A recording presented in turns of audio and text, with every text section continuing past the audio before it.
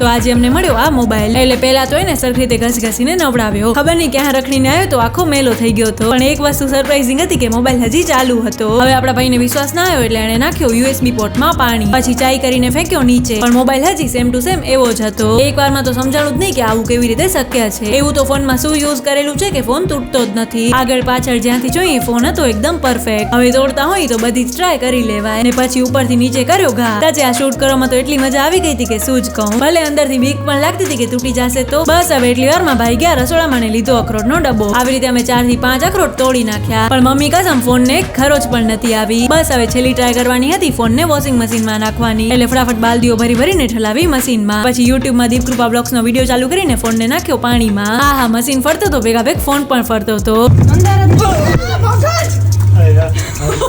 તમારી પાસે કેવો ફોન છે એ કમેન્ટમાં કહેજો. અને પ્લીઝ સબસ્ક્રાઇબ કરવાનું ના ભૂલતા. તો બાય ગાઈઝ, રાધે રાધે.